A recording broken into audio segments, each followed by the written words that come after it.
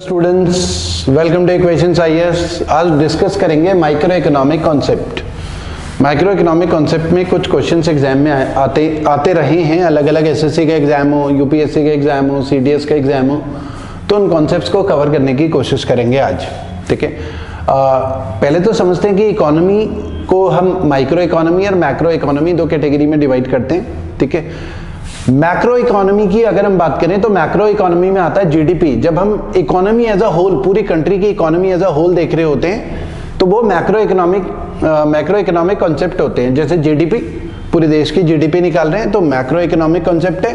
National income की बात कर रहे हैं तो नेशनल इनकम भी मैक्रो इकोनॉमिक कॉन्सेप्ट होता है। ठीक है, माइक्रो इकोनॉमी में हम बात कर रहे होते हैं अलग अलग सेक्टर, इंडिविजुअल प्रोडक्ट्स के बारे में बात कर रहे होते हैं।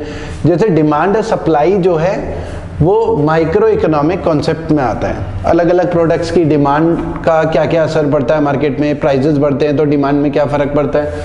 तो आज हम डिमांड और सप्लाई से रिलेटेड कॉन्सेप्ट समझने की कोशिश करेंगे। Demand and supply. अब इनसे रिलेटेड जो लॉ हैं वो क्या है पहले ही समझ लेते हैं, क्योंकि प्राइस डिमांड किसकी होती है, पब्लिक की या कंज्यूमर की। और कंज्यूमर मतलब जो भी प्रोडक्ट्स, गुड्स एंड सर्विसेज की डिमांड पब्लिक कर रही होती है। पब्लिक मार्केट में अगर गुड्स या सर्विसेज परचेज करने के लिए ज्यादा जाती है तो हम बोलते हैं डिमांड इंक्रीज हो गई। पब्लिक मार्केट में खरीदारी करने के लिए कम जाती है तो हम बोलते हैं डिमांड डिक्रीज हो गई। तो डिमांड क्या है, कंज्यूमर साइड से है, पब्लिक के बारे में बात कर रहे हैं। सप्लाई क्या है, मार्केट में गुड्स एंड सर्विसेज की सप्लाई कौन कर रहा है, ये हम बात कर रहे हैं प्रोड्यूसर साइड से। प्रोड्यूसर जो गुड्स एंड सर्विसेज को प्रोड्यूस करके कंज्यूमर को बेच रहा है। तो कॉन्सेप्ट हमारे पास क्या है कि किसी भी चीज के प्राइसेस जब इंक्रीज होते हैं तो डिमांड में क्या फर्क पड़ता है और सप्लाई में क्या फर्क पड़ता है, मतलब इनके बिहेवियर में क्या फर्क पड़ता है। जब भी प्राइसेस बढ़ते हैं तो डिमांड मतलब पब्लिक का बिहेवियर, पब्लिक के सेंटिमेंट्स कैसे रहते हैं, और यहाँ पर मैन्युफैक्चरर या प्रोड्यूसर के सेंटिमेंट्स कैसे रहते हैं, साइकोलॉजी किस तरीके से काम कर रही होती है। मार्केट में किसी भी चीज के प्राइसेस बढ़ते हैं तो उस पर्टिकुलर प्रोडक्ट की डिमांड रिड्यूस होती है। पब्लिक उस प्रोडक्ट को थोड़ा सा कम खरीदती है कि कोई भी सामान महंगा हो गया, पहले 10 का मिलता था 15 का मिल रहा है, पब्लिक थोड़ा सा कम खरीदेगी। टमाटर पहले लोग 2 किलो लेकर आ रहे थे, टमाटर 50 रुपए किलो हो जाएगा, 60 रुपए किलो हो जाएगा, तो पहले 2 किलो लाते थे टमाटर, तो 1 ही किलो लेकर आएगी पब्लिक फिर। तो उसकी डिमांड ना अपने आप ही रिड्यूस हो जाएगी पब्लिक की तरफ से। प्राइसेस बढ़ने पर डिमांड डिक्रीज हो जाएगी, प्राइसेस घटने पर डिमांड इंक्रीज हो जाएगी। ठीक है, ये समझ लेना कौन सा वाला किससे रिलेटेड है। इसको इस तरीके से ऑर्डर में लिख लेता हूं।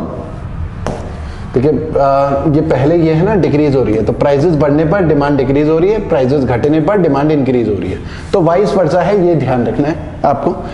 सप्लाई में मतलब किसी भी चीज के प्राइसेस बढ़ने पर, सप्लाई मतलब प्रोड्यूसर के माइंडसेट पे क्या फर्क पड़ता है। मार्केट में किसी भी चीज की, मान लो कि टमाटर या कोई भी कंप्यूटर या कोई भी चीज महंगी हो गई, मार्केट में महंगे दामों पे मिल रही है, जो मैन्युफैक्चरर है उसे ना प्रॉफिट नजर आता है, उसे लगता है अरे ये इसके तो अच्छे प्राइसेस मिल रहे हैं, मुझे अच्छा पैसा लेके मैं घर जा रहा हूँ। तो क्योंकि प्राइसेस बढ़ रहे हैं उस पर्टिकुलर प्रोडक्ट के, तो मैन्युफैक्चरर उस प्रोडक्ट की सप्लाई को बढ़ाने की कोशिश करता है।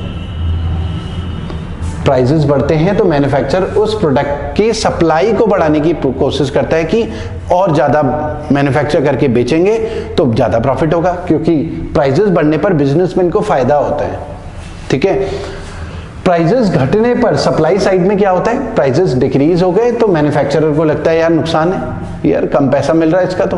तो मैन्युफैक्चरर या जो प्रोड्यूसर है, क्योंकि उसे नुकसान हो रहा है तो उसकी सप्लाई को डिक्रीज कर देगा। उसे लगेगा यार कोई फायदा नहीं, ज्यादा मेहनत करके पैसे तो मिल नहीं रहे इसमें अच्छे। ठीक है, तो ये प्राइस का असर डिमांड पे इस तरीके से पड़ता है, सप्लाई साइड में इस तरीके से पड़ता है। और ये जो रिलेशन है इसको हम बोलते हैं लॉ ऑफ डिमांड, और ये वाला जो रिलेशन है इसे हम बोलते हैं law of supply, law of demand और लॉ ऑफ सप्लाई। तो थोड़ा थोड़ा समझने की कोशिश करेंगे लॉ ऑफ डिमांड को। तो नेक्स्ट पेज में आते हैं। हाँ, लॉ ऑफ डिमांड। तो अभी हमने बात करी लॉ ऑफ डिमांड, किसी भी प्रोडक्ट के प्राइसेस जब भी इंक्रीज होंगे तो डिमांड डिक्रीज हो जाएगी। ये हम किसकी बात कर रहे हैं? पब्लिक की बात कर रहे हैं या कंज्यूमर, प्रॉपर वर्ड लिखते हैं कंज्यूमर के एंड से। कंज्यूमर उस प्रोडक्ट को थोड़ा सा कम खरीदेगा और अगर उसी चीज के प्राइसेस डिक्रीज होते हैं तो उसकी डिमांड बढ़ जाएगी। सस्ता हो गया तो पब्लिक थोड़ा सा ज्यादा खरीदेगी। तो ये लॉ ऑफ डिमांड है, ठीक है। अब केवल ऐसा नहीं कि प्राइस ही डिमांड के ऊपर असर डालते हैं, अदर फैक्टर्स भी होते हैं जिससे कि डिमांड के ऊपर फर्क पड़ता है, ठीक है। तो अदर फैक्टर्स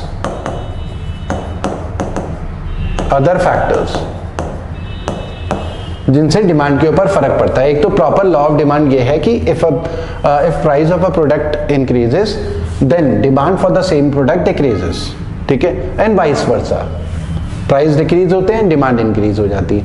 अदर फैक्टर्स जो डिमांड के ऊपर असर डालते हैं, तो पहला तो हमारा है prices of related goods. Number 1, prices of related goods. Prices of related goods में दो कैटेगरी हम डिवाइड करते हैं। एक तो substitute goods,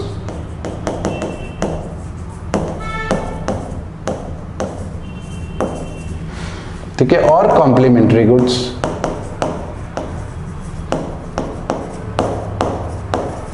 and complementary goods, ठीक है। सब्स्टिट्यूट गुड्स का मतलब है, अभी हमने ये डिस्कस करा कि प्राइसेस का असर डिमांड पे कैसे पड़ता है, ठीक है। अदर फैक्टर्स भी हैं जिनका असर डिमांड पे पड़ता है। सब्स्टिट्यूट गुड्स में आता है जैसे टी एंड कॉफी दोनों का यूसेज सेम माना जाता है कि पब्लिक जो है एक फ्रेश फील करने के लिए चाय या कॉफ़ी पीती है। सर्दियों में जैसे विंटर्स में लोग थोड़ा ज़्यादा चाय कॉफ़ी पीते हैं, ठीक है।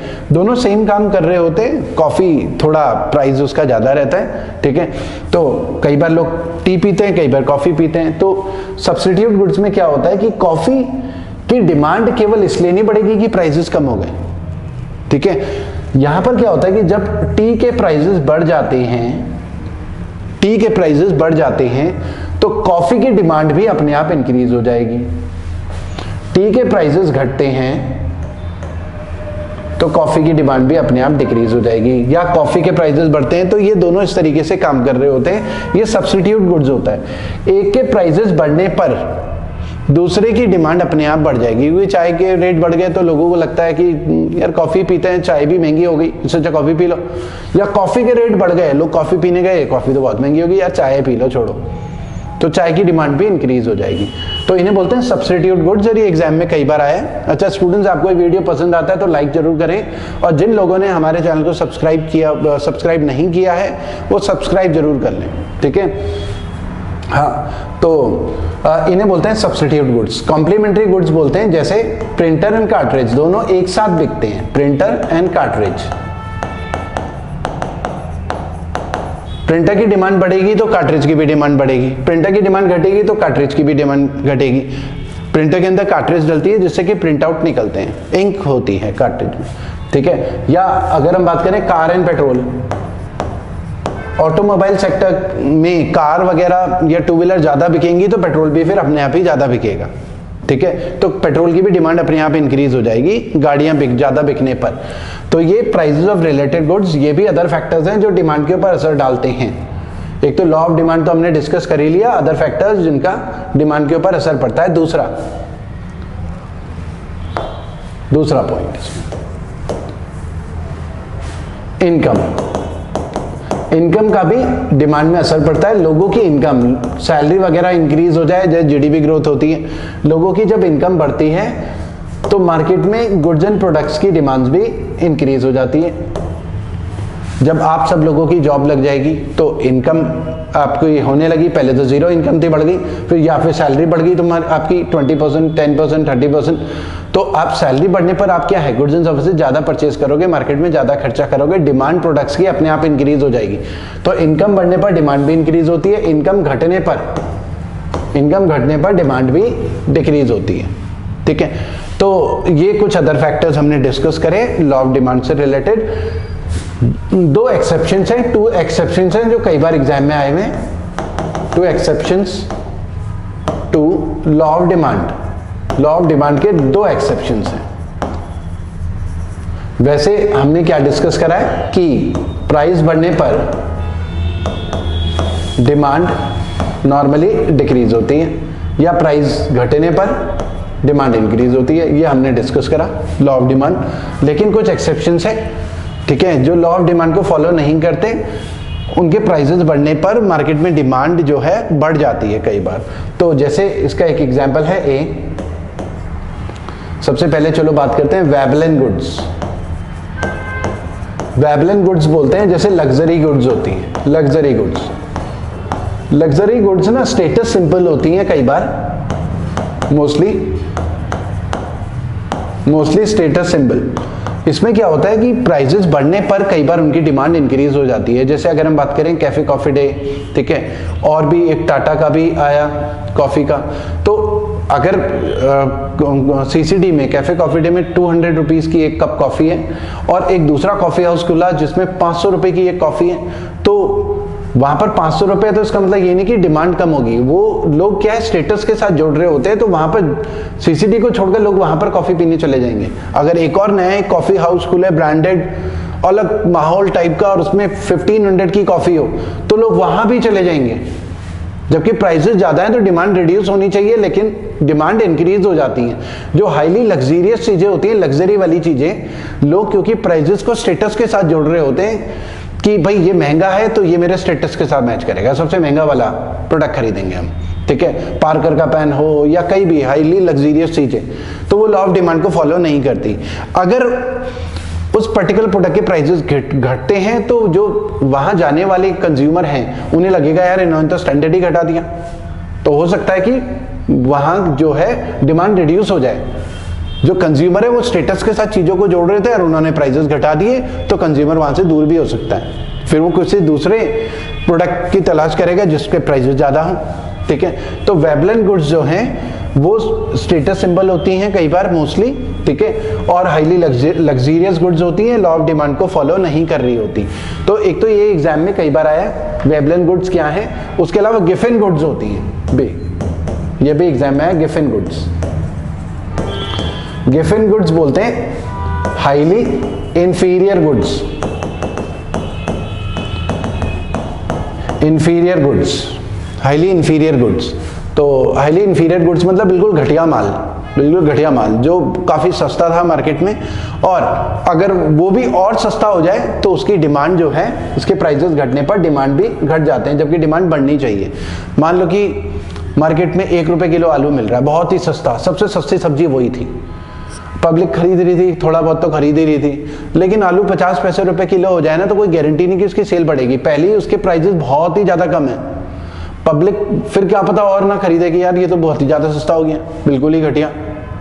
और फिर किसी मेहमान को घर में बुलाया हो खाने पे, तो मेहमान बोलेगा यार तो खाने पे आलू खिलाने के लिए बुलाया 50 पैसे रुपए किलो, ठीक है, पनीर खिलाता, सबसे सस्ती वाली सब्जी लाया, तो हो सकता है उसकी डिमांड और ज्यादा रिड्यूस हो जाए। तो जो गिफिन गुड्स होती हैं बिल्कुल सस्ता माल होता है, वो और सस्ता हो जाए तो उसकी डिमांड रिड्यूस हो जाती है, और वो महंगा हो जाए तो कोई गारंटी नहीं कि उसकी डिमांड घटेगी। उसकी डिमांड क्या पता, वही आलू 5 रुपए किलो मिलने लग जाए तो क्या पता उसकी डिमांड बढ़ जाए, क्योंकि प्राइसेस अब ठीक ठाक लेवल पे पहुंच चुके हैं, तो हो सकता है उसकी डिमांड बढ़ जाए, ठीक है। तो ये एक्सेप्शंस हैं लॉ ऑफ डिमांड के। तो ये हमने लॉ ऑफ डिमांड करा। अब आते हैं law of supply. Law of supply, तो अभी तो हम डिस्कस कर रहे थे कि प्राइसेस बढ़ने पर जो है कंज्यूमर के ऊपर क्या असर पड़ता है, साइकोलॉजी पर, ठीक है। प्राइसेस बढ़ने पर डिमांड रिड्यूस होती है, प्राइसेस घटने पर डिमांड बढ़ती है। अब लॉ ऑफ सप्लाई किसके पॉइंट ऑफ व्यू से है, ये है प्रोड्यूसर के पॉइंट ऑफ व्यू से, अभी हम कंज्यूमर के पॉइंट ऑफ व्यू से कर रहे थे, ठीक है। अब लॉ ऑफ सप्लाई में क्या होता है कि प्राइसेस, किसी प्रोडक्ट के प्राइसेस बढ़ने पर, कोई भी चीज महंगी होगी तो प्रोड्यूसर क्या सोचेगा, उसे फायदा होता है तो वो सोचता है कि और मैन्युफैक्चरिंग बढ़ाएंगे, और सस्ता हो जाता है प्रोड्यूसर उसकी मैन्युफैक्चरिंग घटा देता है। ये लॉ ऑफ सप्लाई है, ठीक है। प्राइसेस घटने पर मैन्युफैक्चरर उसकी सप्लाई घटा देगा। जैसे टमाटर 150 रुपए किलो पहुंच गए तो बहुत सारे किसान सोचेंगे यार हम तो टमाटर की खेती करेंगे, वो सप्लाई बढ़ाने की कोशिश करेंगे, टमाटर को उगाने की कोशिश करेंगे, तो सप्लाई बढ़ेगी टमाटर की आने वाले दिनों में। लेकिन वही टमाटर 5 रुपए किलो मिलने लगे तो जो किसान है उसे लगता है नुकसान हो गया टमाटर में, टमाटर की खेती नहीं करनी, अगली बार उसकी सप्लाई कम हो जाएगी और, ठीक है, तो सस्ता होने पर उसकी सप्लाई और कम हो जाती है। ये लॉ ऑफ सप्लाई है। लॉ ऑफ सप्लाई से रिलेटेड अदर फैक्टर्स भी हैं, ठीक है, अदर फैक्टर्स हैं जैसे टेक्नोलॉजी, अदर फैक्टर्स। अच्छा, ये सारे क्वेश्चन यूपीएससी के एग्जाम में भी आए, एसएससी के एग्जाम में भी आए, माइक्रो इकोनॉमिक कॉन्सेप्ट, तो अच्छे से समझ लोगे तो इससे रिलेटेड क्वेश्चन इजीली कर लोगे। जैसे गिफन गुड्स कई बार आई है, वेबलिन गुड्स भी आई है, law of demand, law of supply भी आया है। अदर फैक्टर्स है जैसे टेक्नोलॉजी, टेक्नोलॉजी का भी सप्लाई में फर्क पड़ता है। अगर कोई कंपनी अच्छी टेक्नोलॉजी यूज करने लगे तो सप्लाई अपने आप बढ़ जाती है। जहां वो 50 यूनिट प्रोड्यूस कर रहे थे, अच्छी टेक्नोलॉजी को यूज कर रहे हैं तो 70 यूनिट प्रोड्यूस करने लगते हैं, तो मार्केट में सप्लाई भी बढ़ जाती है, उस पर्टिकुलर प्रोडक्ट की सप्लाई बढ़ जाती है। तो टेक्नोलॉजी की वजह से भी सप्लाई बढ़ती है, इनपुट प्राइसेस की वजह से।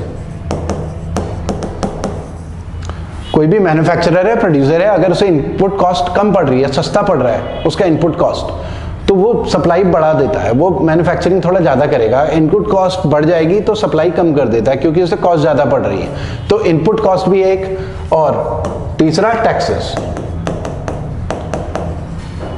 टैक्सेस, अगर सरकार टैक्सेस को बढ़ा दे तो कॉस्ट ऑफ प्रोडक्शन अपने आप बढ़ जाता है, सप्लाई डिक्रीज हो जाती है, और अगर सरकार टैक्सेस को घटा दे तो कॉस्ट ऑफ प्रोडक्शन जो है अपने आप कम हो जाता है और मैन्युफैक्चरर सप्लाई को बढ़ा देता है क्योंकि कम पैसे में फिर ज़्यादा मैन्युफैक्चर कर पा रहा है। तो स्टूडेंट्स, ये हमने डिस्कस करा law of demand, law of supply, ठीक है। आपको ये वीडियो पसंद आता है तो लाइक जरूर करें और हमारे चैनल को सब्सक्राइब जरूर करें। Thank you.